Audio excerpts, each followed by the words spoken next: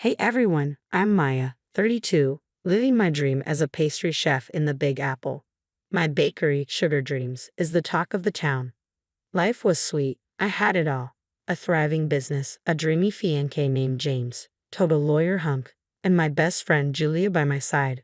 Speaking of Julia, let me tell you how she became my right hand at the bakery. She'd been through the ringer at her last job, accused of theft she didn't commit. Maya, I swear, they just needed a scapegoat. And I was an easy target, she told me, her voice trembling. I trusted her completely, so I hired her as my accountant. Best decision ever, or so I thought. James and I were planning the wedding of the year, complete with a designer dress, a fancy venue, and of course, the wedding cake masterpiece I'd designed myself. Babe, whatever you want for the cake, it's yours, James said with that $1,000,000 smile. Everything was falling into place. Our wedding party was a dream team. Tom, James' best friend, was our best man. My sister Lisa was my maid of honor. And Marco, my sous chef, was an absolute wizard with a whisk. Life seemed perfect, almost. It was the little things about James that started to get to me. The way he'd get jumpy with his phone or cancel plans last minute. It's normal, I told myself. He's a busy lawyer, after all. But one night at dinner, his phone kept buzzing, and he looked a bit nervous. Everything okay? I asked. Oh, yeah, just work stuff, you know how it is, he replied, flashing that smile that usually melted my worries. But I couldn't shake a growing unease. Over the next few weeks, James seemed even more distracted, always glued to his phone. Finally, I confronted him. Babe, you've been pretty attached to that phone lately. Is everything all right at work? He looked startled for a split second, then recovered with, yeah, just a big case. You know how it is. But I didn't really know, did I? The next day at the bakery, I couldn't focus, and Julia noticed. Maya, what's wrong? She asked, glancing over with concern. It's James, I admitted. He's been so distant lately. Am I crazy? Julia forced a smile. Come on, it's probably just pre-wedding jitters. You know how guys get. I wanted to believe her, but there was something off in her voice. Later that week, while James was showering, he left his phone on the counter. Curiosity got the better of me. I shouldn't have looked, but I did, and my stomach dropped. Dozens of texts from someone named S with heart emojis. When James came out, I confronted him. Who's S, James? He paused, then laughed. Oh, that's just Sam from the office. You know, the intern. She's emoji crazy. I nodded, but my gut told me something wasn't right. A few days later, I ran into Tom at a coffee shop near James' office. He seemed surprised to see me. Maya, I thought you'd be at James' business dinner tonight. My heart sank. Business dinner? He told me he was working late. Tom looked flustered. Oh, maybe I got mixed up. But I knew he'd let something slip. That night, I did something I'm not proud of. I went through James' recent credit card statements. Fancy restaurants, jewelry stores, hotel charges. None of it made sense. Just before leaving for another business trip, James handed me a small wrapped box. An early wedding gift, he said with a tight smile. As he left, I noticed Julia at her desk, looking pale and fidgety. Everything okay? I asked, but she jumped, avoiding my gaze. Fine, just not feeling great, she stammered. With trembling hands, I finally opened James' gift. Inside were divorce papers, not for me, but showing he was secretly married, to Julia. My best friend, the woman I trusted with my business and my heart. It all clicked, the hushed phone calls, the late nights, the way Julia avoided my eyes. I stormed into the bakery, my vision blurred with tears. Julia looked up and her face crumbled. Maya, I'm so sorry. I never meant for this to happen. She broke down, confessing everything. It started as a fling, but it got serious. We got married 6 months ago. I wanted to tell you, but James said it would ruin everything. My voice came out as a whisper. How could you, Julia? Tears streamed down her face, and she looked at me with guilt etched deeply in her eyes. There's more, Maya, she said, barely holding herself together. I've been stealing from the bakery. The hits just kept coming. I collapsed into a chair, my legs too weak to support me. James, he's not as well off as he pretends, she confessed. He kept asking me for money, saying he'd pay it back. But he never did, and I was scared to say no. I'm so sorry, Maya. I've betrayed you in every way possible. As Julia continued her confession, I felt like I was drowning.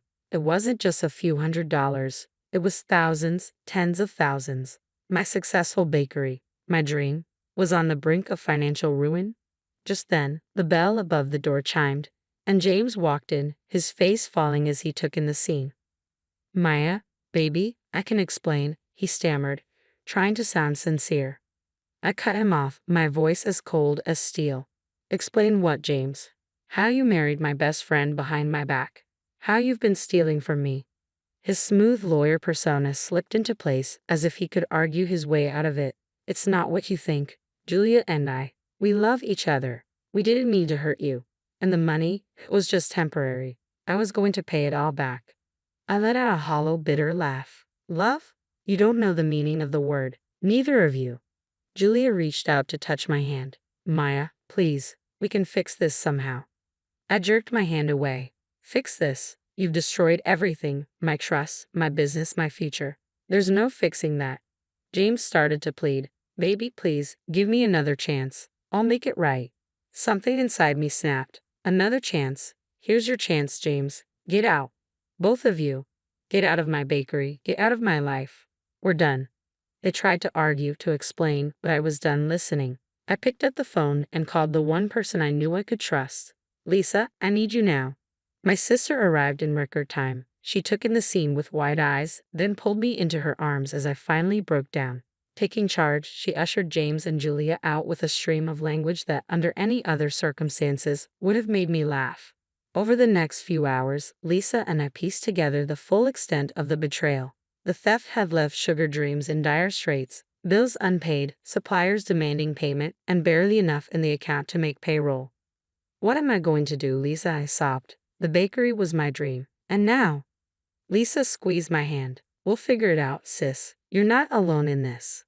As the shock began to wear off, a steely determination took its place. James and Julia had taken so much from me, but they hadn't taken my skills, my passion, or my fighting spirit. No, I said, wiping my eyes, they don't get to win. I'm going to save my bakery, and I'm going to do it without them. Lisa smiled, fierce pride lighting her eyes. That's my girl. Where do we start? I took a deep breath, looking around at my beloved Sugar Dreams. It was going to be a long, hard road ahead, but I'd built this place from nothing once before. I could do it again. We start, I said, rolling up my sleeves, by making the best damn cupcakes this city has ever seen.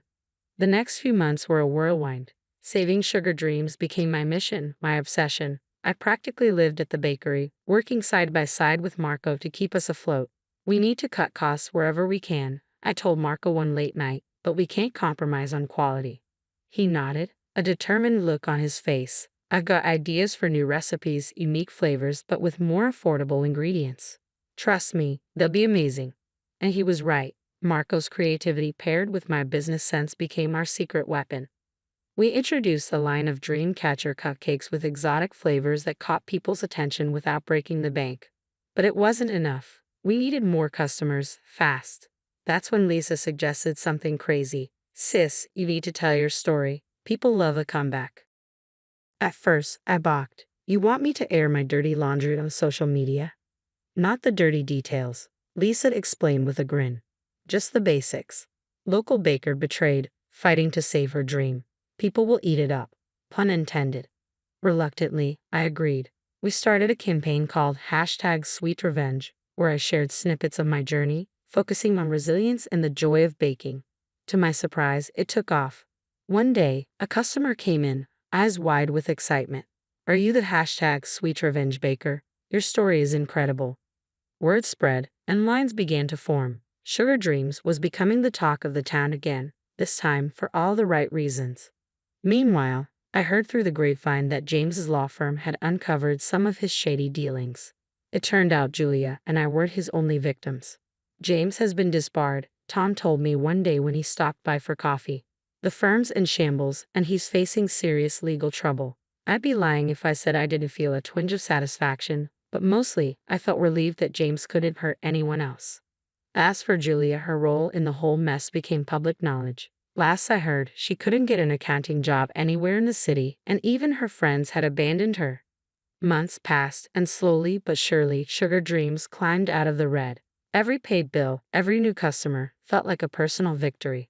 1 year to the day after I discovered James's betrayal, I stood in my bustling bakery, the air thick with the scent of fresh pastries and the hum of happy chatter. Marco appeared at my side, grinning. "We did it, boss. We really did it." I smiled back, feeling a warmth that had nothing to do with the ovens. "We sure did." Just then, the bell above the door chimed, and I looked up to see a familiar face. James. He looked terrible, his designer suit replaced by worn clothes, his confident swagger gone. Our eyes met, and for a moment I saw a flicker of the man I thought I'd loved. But then he turned and fled, the bell jangling behind him. I could have felt angry or sad, but instead, I felt free. Turning back to the bakery, my bakery, I picked up a piping bag. There were cupcakes to frost, customers to serve, and a sweet, successful future ahead. And it was all mine. And now, I have a question for you. If you were in Maya's shoes, would you have given James or Julia a second chance? Or do you think cutting ties completely was the right move? Share your thoughts in the comments below.